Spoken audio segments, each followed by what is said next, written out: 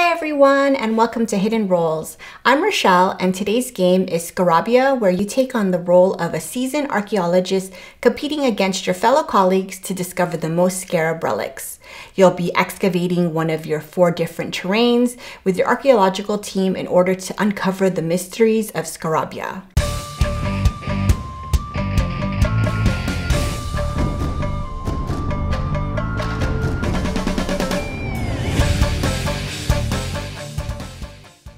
Designed by Bruno Cathalia and Ludovic Malblanc, the game can be played solo or up to 4 players.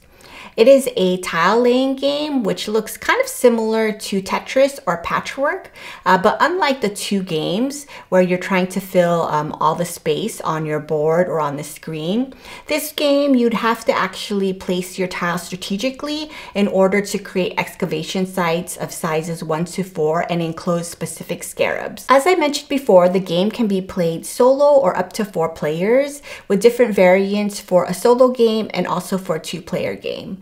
Below, we have the game set up as a 4-player game, with each player receiving the colored pieces of their choice, which come with a frame, 4 blocks, 12 tiles, and then 8 rock tokens. We also have mission cards and then also different scarab tokens with different varying values. One player will then be selected to be the Great Explorer, who will shuffle the mission cards and place them in the center of the table, visible to all the players.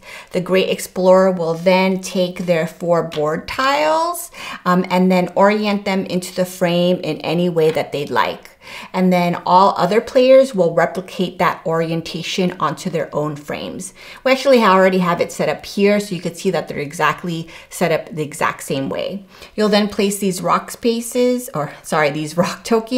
into the empty spaces where they belong. The game will be played in 12 rounds. You can tell which round you're on based on the number of mission cards you have flipped or how many tile tokens you still have left in your pile. The Great Explorer will then flip one of the mission cards to reveal a specific tile piece that she'll play for in that round. When the card is flipped, each player will locate that specific tile and place it onto their archaeological site with the following rules applied. The first tile placed must touch one of the 4 central pieces located on their archaeological site. And then any following tiles must be placed so that they connect to the previously placed tile by one side. Tiles must be placed within the frame and cannot overlap with the frame or any other tiles. Rocks are obstacles and tiles must be placed around them. If a tile can be placed on the site, it must be placed and cannot be passed on or saved for later. Any tiles that cannot be placed are then discarded and you can't use them. The game will continue in this way until all 12 mission cards have been flipped.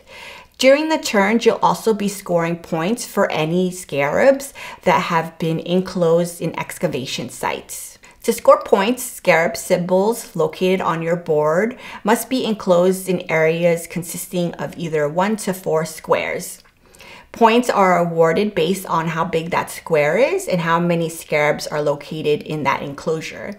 So for instance, if you have 2 scarab symbols enclosed in a space that consists of 3 squares, you'll receive 3 points for each scarab in that area. So you'll get a total of 6 points in that enclosure.